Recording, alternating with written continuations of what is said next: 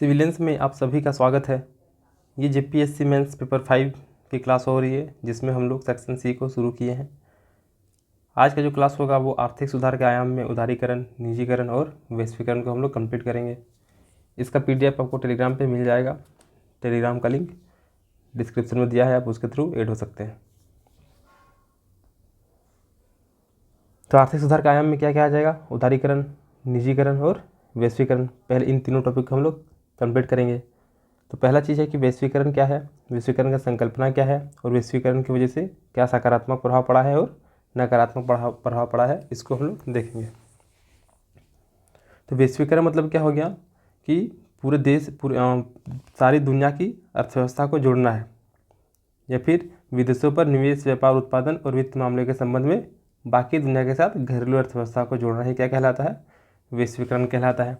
तो वैश्वीकरण का अर्थ वैश्विक या फिर विश्व भर में फैलना है, या फिर व्यापार को पूरी दुनिया में ले जाना है। मोटे तौर पर इसका अर्थ क्या हो गया कि विदेशी निवेश, व्यापार और उत्पादन और जो भी वित्तीय मामले हैं, इनके संबंध में बाकी दुनिया के साथ घरेलू अर्थव्यवस्था को जोड़ना ही क्या कहलाता है? वैश्वीकरण कहलाता है। अब वैश्वीकरण के लिए क्या क्या कदम उठाया गया उसको देखते हैं। तो सबसे पहला कि आयात दरों में कटौती किया गया है। तो आयात दर जैसे कि सीमा शुल्क लगता था, तो वो सबको अगर धीरे धीरे अगर घटा दिया जाता है, तो ऐसी स्थिति में विदेश की जो विदेशी निवेशक जो होंगे वे भारत की ओर आकर्षक होंगे। तो आयात पर सीमा शुल्क लगाया गया है और निर्यात पर लगाए गए शुल्कों को धीरे धीरे घटाया गया है। इससे क्या होगा कि अगर आयात दर में कटौती किया गया, जिसके परिणाम स्वरूप जो वैश्विक निवेशक हैं, यानी कि जो विदेशी निवेशक है, वे भारत पर आना चाहेंगे, जिससे कि जो कि भारत को आकर्षक बनाएगा। फिर दीर्घकालिक व्यापार नीति। तो दीर्घकालिक व्यापार नीति में क्या हो गया कि विदेशी व्यापार नीति जो कि लंबी अवधि के लिए लागू किया जाता है। इसका मुख्य विशेषता क्या हो गया? तो सबसे पहले उदार नीति होना चाहिए और विदेशी व्यवहार पर सभी प्रकार के नियंत्रण हटा दिए गए हैं। अगला आता है बाजार में खुली प्रतियोगिता को प्रोत्साहित किया गया है। तो अगर वैश्वीकरण हो गया है, जिसकी वजह से हम लोग क्या किया, अन्य देश की अर्थव्यवस्था को भारत की अर्थव्यवस्था के साथ जोड़ने का प्रयास किए हैं। तो ऐसी स्थिति में विदेशों से बहुत अच्छे अच्छे सामान भारत में आएंगे, नए नए आधुनिक तकनीक आएंगे, और भारत में जो भी अभी चल रहा है ये सारा चीज़ चाहेंगे कि हम लोग विदेश से टक्कर लें। तो ऐसी स्थिति में उन्हें भी कहीं ना कहीं अपने चीज़ों को सुधारना पड़ेगा, तकनीक को सुधारना पड़ेगा।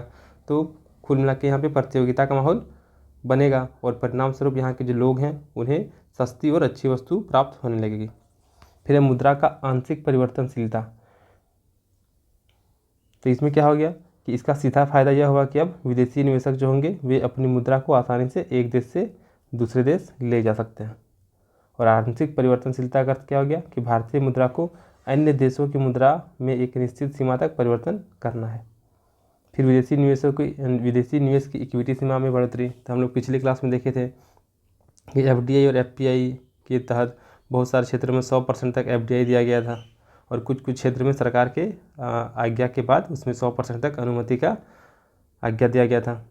तो विदेशी निवेशकों की इक्विटी सीमा में बढ़ोतरी। तो कई क्षेत्रों में विदेशी पूंजी निवेश की सीमा 40 से लेकर 100% तक बढ़ा दी गई है, और 47 उच्च प्राथमिकता वाले उद्योग को बिना प्रतिबंध के 100% प्रत्यक्ष विदेशी निवेश यानी कि एफडीआई की अनुमति सरकार के द्वारा दिया गया है। और इस नीति के लागू होने से भारत में विदेशी मुद्रा का प्रभाव भी बढ़ेगा। जाहिर सी बात है कि अगर एफडीआई 100% तक दिया गया है तो विदेशी मुद्रा भारत में आएगा ही, परिणाम स्वरूप भारत में विदेशी मुद्रा का प्रभाव भी बढ़ने लगेगा और विदेशी मुद्रा भंडार में भी वृद्धि होगी, मजबूती प्रदान होगा। यानी कि सारांश रूप में हम लोग कह सकते हैं कि यदि वर्तमान में भारतीय अर्थव्यवस्था विश्व के मानचित्र में अगर चमक रही है, तो इसका पूरा श्रेय 1991 में लागू हुआ आर्थिक नीति को जाता है, जिसको हम लोग एलपीजी रिफॉर्म बोलते हैं। तो वैश्वीकरण क्या हो गया?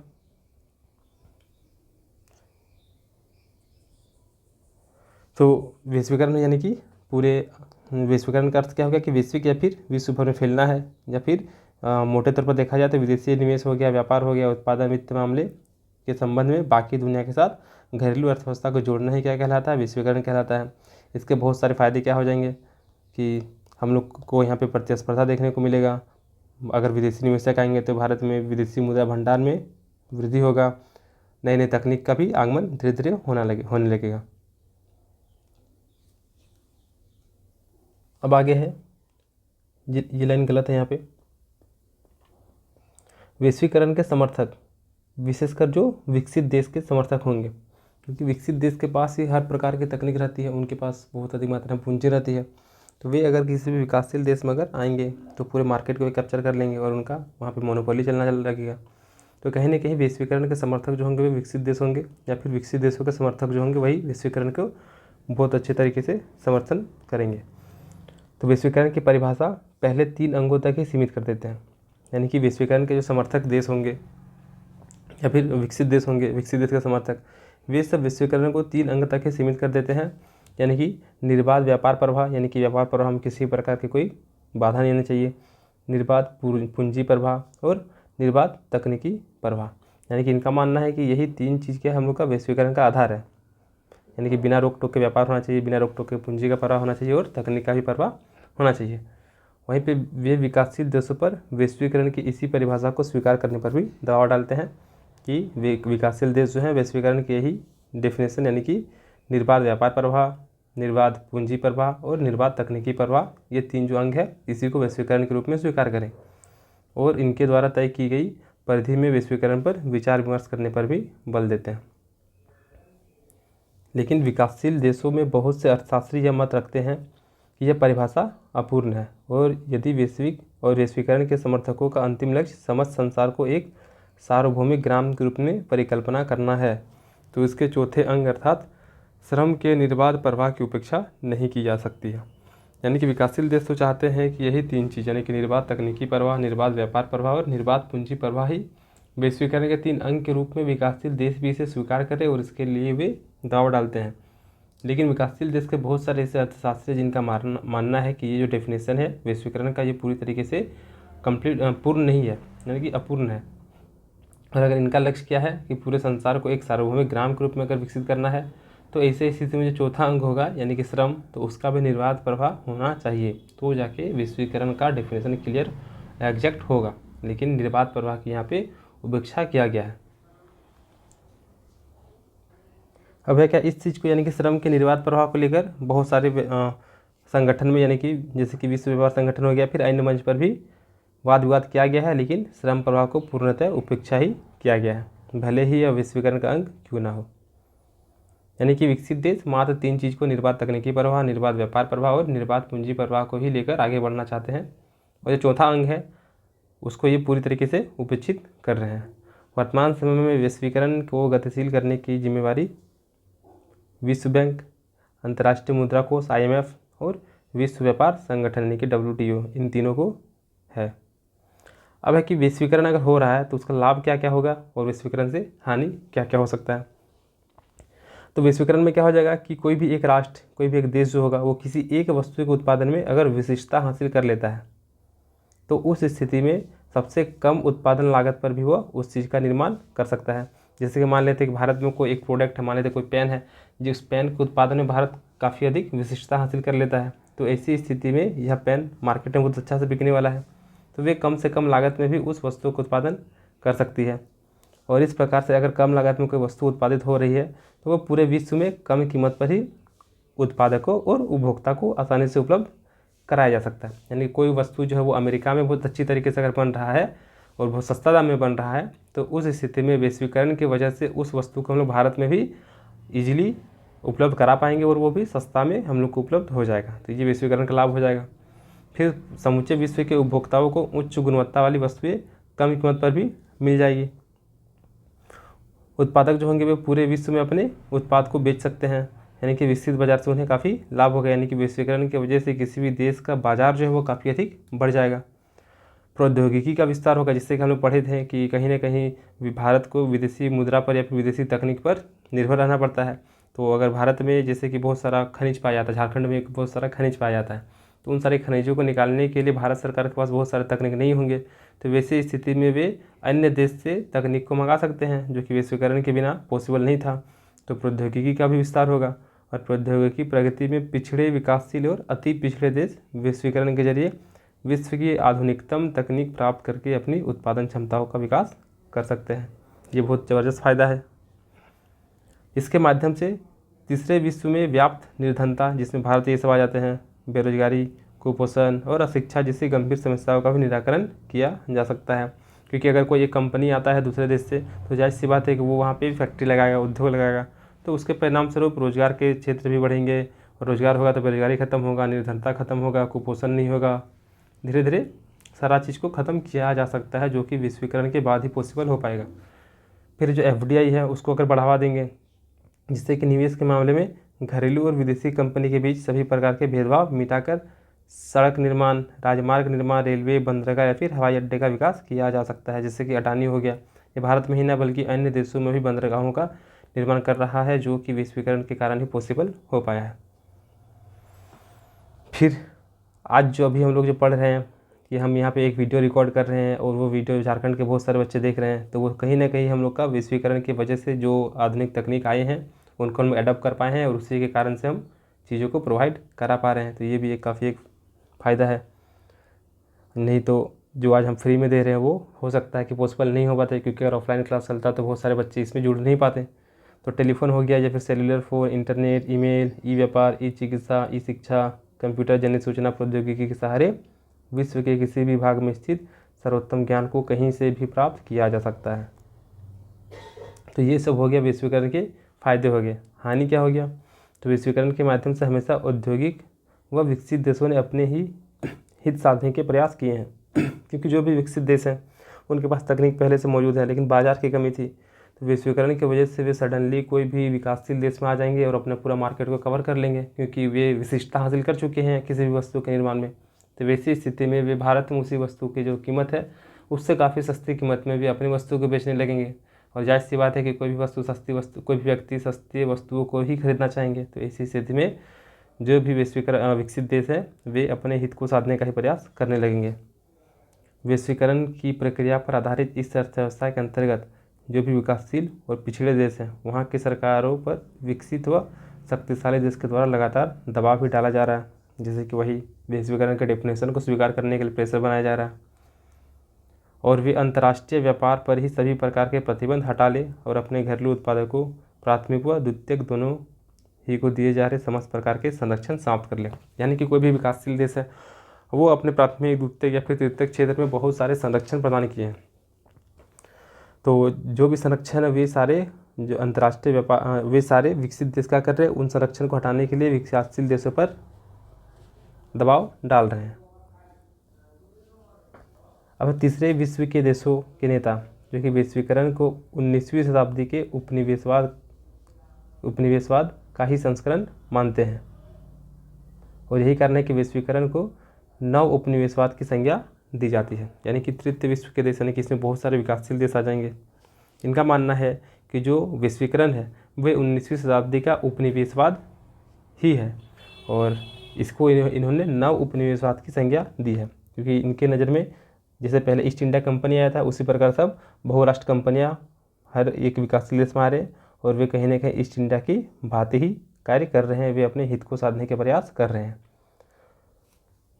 फिर प्रोफेसर नोआम चोम्स्की का कहना है कि वैश्वीकरण की वर्तमान प्रणाली जो है वो समुदायों में असमानता की समस्या से लड़ने में विफल रही है, बल्कि अमीरों को और अमीर तथा गरीब को और गरीब बना रही है। यानी कि आर्थिक असमानता काफ़ी अधिक बढ़ा है वैश्वीकरण की वजह से, क्योंकि जिनके पास साधन संपन्न व्यक्ति थे वे तो वैश्वीकरण का लाभ उठाकर वो अधिक संपन्न होते चले गए, लेकिन जो गरीब व्यक्ति थे वे और भी अधिक गरीब होते चले गए, और इस प्रकार से इन दोनों के बीच का जो डिफरेंस है वो काफ़ी अधिक बढ़ने लगा। यानी कि यहाँ पे ये फ्लॉप हो गया वैश्वीकरण। और इस प्रकार से वैश्वीकरण क्या है, वैश्वीकरण की क्या हानि है और वैश्वीकरण के क्या लाभ हैं, ये हम लोग तीनों कंप्लीट कर लिए। अब आगे आता उदारीकरण। तो उदारीकरण की संकल्पना क्या है और इसका सकारात्मक और नकारात्मक पक्ष क्या है, इसको हम लोग को देखना है। तो उदारीकरण क्या हो गया? तो उदारीकरण मुख्यतः हम लोग की जो भी आर्थिक नीति होती है उनमें बहुत सारे प्रतिबंध होते हैं, तो उनमें से ही कुछ प्रतिबंध को हटाना ही क्या कहलाता है? उदारीकरण कहलाता है। यानी कि जिसके द्वारा मुख्यतः आर्थिक नीतियों में कुछ प्रतिबंध शिथिल किए जाते हैं, हटाए जाते हैं, या फिर थोड़ा बंधन मुक्त किए जाते हैं, वही क्या कहलाता है? उदारीकरण कहलाता है। और वैसे तो उदारीकरण के अंतर्गत सामाजिक नीति में परिवर्तन भी शामिल कर सकते हैं, लेकिन सामान्यतः उदारीकरण का तात्पर्य क्या हो गया? तो आर्थिक उदारीकरण या फिर व्यापारिक उदारीकरण। यानी कि आर्थिक रूप से उदारीकरण होना चाहिए या फिर व्यापारिक रूप से उदारीकरण ही क्या कहलाता है? उदारीकरण कहलाता है। अगर आर्थिक सुधार की दिशा में आर्थिक उदारीकरण एक महत्वपूर्ण कदम होता है, और आर्थिक उदारीकरण के अंतर्गत ही निगम करा गया घरेलू व विदेशी पूंजी पर अल्प प्रतिबंध, श्रम बाजार की लोचशीलता, ये सब शामिल किया जाता है। आयात निर्यात का या फिर कोटा लाइसेंस की समाप्ति और कई प्रकार के व्यापार प्रतिबंध को भी हटाया जाता है। भुगतान संतुलन की गंभीर समस्या ने भारत में आर्थिक सुधार करने के लिए मजबूर कर दिया था, जिससे आगे चलकर समृद्धि की संभावना का सामर्थ्य बढ़ा। यानी कि उदारीकरण क्या हो गया कि बहुत सारे स्ट्रॉन्ग आर्थिक नीतियाँ थी जिनमें से कुछ कुछ प्रतिबंध को हटा दिया, और इसमें मुख्यतः उदारीकरण का तात्पर्य, उदारीकरण में क्या हो गया, आर्थिक उदारीकरण और व्यापारिक उदारीकरण हो गया। अब है उदारीकरण के क्या क्या सकारात्मक प्रभाव हो सकता है, वो भारतीय परिप्रेक्ष्य में हम लोग देखते हैं। तो उदारीकरण अपनाने के बाद भारतीय अर्थव्यवस्था विश्व की सबसे तेज गति से आगे बढ़ने वाली अर्थव्यवस्था बन गई, और देश में उच्च आर्थिक समृद्धि दर के साथ अर्थव्यवस्था में स्थिरता भी आ गई। फिर है कि भारत में जो भी सूचना तकनीक हो गया, बिजनेस प्रोसेस आउटसोर्सिंग यानी कि BPO हो गया, फिर है नॉलेज प्रोसेसिंग आउटसोर्सिंग यानी कि KPO हो गया, और सूचना तकनीकी सक्षम सेवाओं में महत्वपूर्ण उपलब्धि भी हासिल किया गया है। और इन क्षेत्र में भारत को एक अंतर्राष्ट्रीय पहचान भी मिल गई है उदारीकरण की वजह से। भारत ने चीन हो गया, ब्राज़ील, मैक्सिको जैसे देश के साथ मिलकर अभूतपूर्व आर्थिक विस्तार किया है। बहुत सारा मार्केट फैला हुआ है इन लोग के साथ मिलकर। क्योंकि भारत एक लागत प्रभावी एवं श्रम गहन अर्थव्यवस्था है, इसके कारण इसने विकसित देशों के कार्यों को आउटसोर्स कर अत्यधिक लाभ भी कमाया। यानी कि विकसित देश में उत्पादित वस्तुओं को ये अन्य देशों में बेचकर काफ़ी अधिक लाभ कमाया है, क्योंकि भारत में मजदूर या फिर प्रभावी श्रम बहुत इजीली से मिल जाता है। आर्थिक मंदी का कुछ प्रभाव भारत की आर्थिक समृद्धि दर पर भी पड़ा है, जैसी बात है हर जगह पड़ेगा। और निर्यात वृद्धि, विदेशी पूंजी प्रभाव और कॉरपोरेट पुनर्गठन देखने को भी मिला है। फिर रोजगार एवं आय के अवसर में भी वृद्धि हुई है। जैसी बात है कि अगर विदेशी सामान भारत में आएंगे तो यहाँ पर कहीं ना कहीं रोजगार भी बढ़ेगा ही। अब आगे आता है आर्थिक उदारीकरण की नीति अपनाने के बाद भारत प्रमुख रूप से बाजारीकरण के सिद्धांत, निर्यात वृद्धि, आंतरिक एवं बाह्य वित्तीय उदारीकरण तथा विनिर्माण सेवा एवं आधारभूत संरचना में घरेलू निवेश एवं विदेशी निवेश पर भी बल दे रहा है। LPG रिफॉर्म से पहले भारत सिर्फ और सिर्फ घरेलू निवेश पर ही बल देते थे, लेकिन LPG के बाद ये घरेलू निवेश के साथ साथ विदेशी निवेश पर भी बल देने लगा है। और आज़ादी के बाद पहली बार भारत में एक इतना बड़ा मध्यम वर्ग जो है वो मध्यम वर्ग का उदय हो रहा है, और यही मध्यम वर्ग जो है वे कई अन्य क्षेत्र में भी सुधार लाने का प्रयास कर रहा है। और इसी मध्यम वर्ग के उदय से भारत विश्व के बड़े बाज़ारों में से एक बन गया है। मोबाइल फ़ोन जैसे ले लेते, इलेक्ट्रॉनिक सामग्री के लिए भारत काफ़ी बड़ा बाज़ार बन गया है, जिसके कारण बहुराष्ट्रीय कंपनियां भारत में काफ़ी सक्रिय हैं, और स्वयं भारतीय कंपनियां भी बहुराष्ट्रीय कंपनियों का स्वरूप धारण कर रही है। जैसे जैसे मध्यम वर्ग में वृद्धि होगी, इसमें आर्थिक प्रभाव भी वृद्धि होगा। यानी कि LPG रिफॉर्म के बाद, यानी आज़ादी के बाद भारत में एक बहुत बड़े मध्यम वर्ग का उदय हो रहा है, और यही मध्यम वर्ग क्या कर रहा है कि बहुत सारे क्षेत्रों में सुधार लाने का प्रयास कर रहा है। बहुत सारे वस्तुओं का उत्पादन खुद से कर रहा है, इलेक्ट्रॉनिक सामग्री खुद से बना रहा है, और धीरे धीरे यही छोटे छोटे कंपनियाँ क्या हो रही है भारत में, जो कि भारतीय कंपनी है वो बहुराष्ट्रीय कंपनी का रूप धारण कर रही है। और जिससे जैसे मध्यम वर्ग का वृद्धि होगा, ये सारा और भी प्रोग्रेस करेगा। स्मरणीय रहे कि यही वर्ग अपनी आकांक्षाओं, मूल्यों तथा मांगों से विकास की नई लकीर प्रस्तुत करती है। तो ये सारा हो गया हम लोग का उदारीकरण की वजह से जो भारत को लाभ हो रहा है। तो भारतीय अर्थव्यवस्था उदारीकरण की वजह से बहुत तेज़ी से बढ़ा, आर्थिक समृद्धि दर में स्थिरता आ गई। फिर जो भी हम लोग अन्य देश के सामग्री को अन्य देश में बेच कर काफ़ी अधिक लाभ कमाने लगे। तो ये सब कुछ कुछ लाभ हो गया। अब है कि इसका नकारात्मक प्रभाव, तो उदारीकरण के नकारात्मक प्रभाव में क्या आ जाएगा कि इसको अपनाने के बाद अर्थव्यवस्था में कृषि का हिस्सा लगातार घट रहा है, क्योंकि मैक्सिमम चीज़ हम लोग का औद्योगिक सेक्टर कवर कर रहा है, लोग वहीं पे जा रहे हैं, वहीं पे ज़्यादा रोजगार आ रहा है। तो इसी स्थिति में कृषि का हिस्सा जो वो लगातार घट रहा है। फिर हमारे उद्योग जो है वो बहुराष्ट्रीय निगमों से प्रतिस्पर्धा करने में सक्षम नहीं हो पा रहे हैं, तथा देशी उद्योग धंधे नष्ट हो रहे हैं, क्योंकि हमारे जो छोटे छोटे उद्योग हैं उनके पास तकनीक की कमी है, पूंजी की कमी है। तो इसी स्थिति में जो भी विदेशी कंपनी आ रहे हैं उनके पास लेटेस्ट तकनीकी उपलब्ध हो रहे हैं, पूंजी भी हैं, तो परिणाम स्वरूप यहाँ पे जो भी यानी कि भारत की कंपनियां जो भी वस्तुओं का उत्पादन कर रही हैं वे कहीं ना कहीं उनके वस्तुओं की तुलना में गुण में तो कमी रहता ही है, साथ ही साथ वो महंगा हो रहा है। तो ऐसी स्थिति में वे बहुराष्ट्रीय कंपनी के सामने प्रतिस्पर्धा करने में सक्षम नहीं हो पा रही। फिर है कि पर्यटन क्षेत्र भी विकसित देशों की तुलना में भारत में काफ़ी पिछड़ा हुआ है। जब उत्पादन वस्तु निर्यातोन्मुखी हो रही है, अतः उपभोग के लिए खाद्यान्न फसलों के उत्पादन की जगह निर्यात के लिए नकदी फसलों पर बल दिया जा रहा है। यानी कि खाद्यान्न फसल के उत्पादन में यहाँ के किसानों को कम लाभ हो रहा है। तो इसी स्थिति में वे सब वैसे फसल के उत्पादन पर बल दे रहे हैं जिनको वे निर्यात करके अधिक से अधिक लाभ कमा सके। फिर है कि विनिवेश की प्रक्रिया में भी सरकार को घाटा उठाना पड़ रहा है। तो ये सब कुछ उदारीकरण के नेगेटिव पॉइंट्स भारत के संदर्भ में हो गया। अब अगला टॉपिक आता है निजीकरण।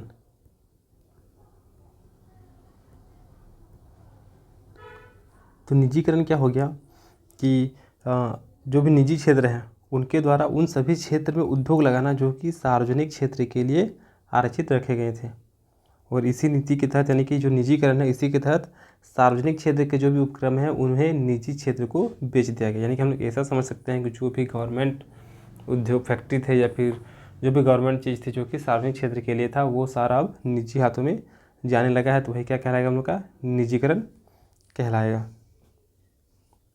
यानी कि सार्वजनिक क्षेत्र के उपक्रमों को एक तो निजी क्षेत्र में बेच दिया जा रहा है, या फिर हम लोग ऐसा भी बोल सकते हैं कि निजीकरण वह प्रक्रिया है जिसमें निजी क्षेत्र में सार्वजनिक क्षेत्र की इकाइयों यानी कि पीएसयू के मालिकाना हक जो है वो निजी क्षेत्रों के हाथों में स्थानांतरित किया जा रहा है। तो वही क्या कहलाएगा, निजीकरण कहलाएगा।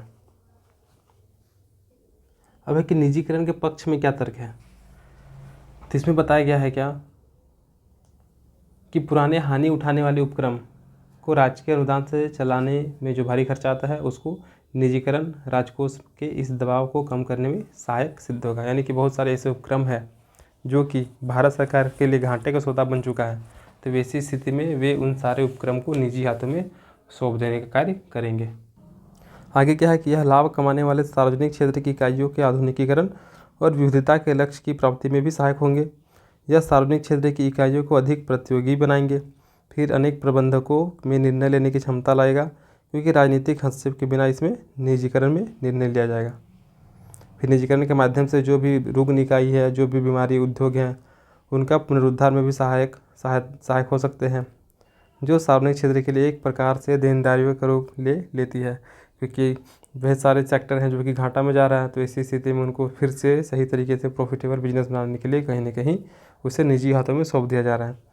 सरकारी वित्त पोषण के अभाव में पूंजी बाजार तथा अंतर्राष्ट्रीय बाजार सार्वजनिक क्षेत्र को कुशल बनाने के लिए विवश करेंगे। लेकिन इसके विपक्ष में कुछ तर्क है, जैसे कि निजीकरण जो है वो बड़े औद्योगिक घराने के हाथों में आर्थिक शक्ति का संकेंद्रण करेगा, क्योंकि निजीकरण में सार्वजनिक क्षेत्र के उपक्रम को कौन खरीदेगा, वही सारे व्यक्ति जिनके पास काफ़ी अधिक मात्रा में धन होगा, पूंजी होगा। तो ऐसी स्थिति में धनी व्यक्ति और अधिक धनी हो जाएगा, यानी कि आर्थिक शक्ति का संकेंद्रण इसमें होने लगेगा और विषमताएं काफ़ी अधिक देखने को मिल जाएगी। फिर निजी प्रतिष्ठान घाटे में चलने वाले अथवा रुग्ण प्रतिष्ठानों के अंश खरीदने में कोई भी रुचि नहीं दिखाएगा। यानी कि वे सारे निजी प्रतिष्ठान जो होंगे वे उन सारे उपक्रम को ही खरीदना चाहेंगे जो कि प्रॉफिटेबल बिजनेस होगा। जो अगर प्रॉफिट नहीं देगा तो बिल्कुल उनको खरीदना नहीं चाहेंगे और इस प्रकार से वो बर्बाद हो जाएगा। निजीकरण से देश में उद्योगों का विकास असमान ढंग से होने लगेगा, जिससे कि उद्योगपति लंबी अवधि में तैयार होने वाली इकाइयों में रुचि नहीं दिखाएंगे। वे चाहेंगे कि हम उन सारे उद्योगों को खरीदें जो कि तत्कालीन रूप से हमें लाभ दे सकें, और अगर काफ़ी लेट हो रहा है लाभ प्रदान करने में तो ऐसी स्थिति में वे उस प्रकार को जोखिम नहीं लेंगे। इसमें पूंजीगत वस्तुओं के उद्योग तथा उन उद्योगों की प्रगति भी अवरुद्ध हो जाएंगी जिनमें लाभ की मात्रा कम मिलती है। फिर निजी क्षेत्र के पास बड़े सार्वजनिक क्षेत्र की इकाइयों के स्वामित्व तथा नियंत्रण के अधिग्रहण की सामर्थ्यता में कमी होती है। आगे है कि निजी क्षेत्र सामाजिक न्याय और जन कल्याण के सिद्धांत को भी नहीं मान सकते हैं, और वे अपने अल्पकालीन लाभ बढ़ाने के लिए अर्थव्यवस्था की आवश्यकताओं की अपेक्षा भी कर सकते हैं। यानी कि वे एक सिंपल सा बात है, कोई भी प्राइवेट कंपनी होगा तो वे उनका प्रथम उद्देश्य होगा किसी प्रकार से लाभ अर्जित करना। हो सकता है कि वे लोक कल्याण या फिर सामाजिक न्याय के लिए किसी भी सिद्धांत को फॉलो नहीं करेंगे। अब वर्ल्ड ट्रेड ऑर्गेनाइजेशन के द्वारा दिए गए वायदों के अंतर्गत भारत सरकार जो है विदेशी प्रतिस्पर्धा से बच नहीं सकती है और निजी क्षेत्र में किसी फर्म विशेष का पक्ष भी वे नहीं ले सकती है। यानी किसी एक व्यक्ति यानी एक निजी क्षेत्र के वे पक्ष में नहीं जा सकती है। और इसी स्थिति में हमारे कुछ सार्वजनिक क्षेत्र के विशालकाय संस्थान सार्वभौमिक तौर पर प्रतिस्पर्धा फर्म बनाने के लिए सर्वोत्तम दावेदार हैं। तो इस प्रकार से जो हम लोग का 3 चीज़ था, उदारीकरण,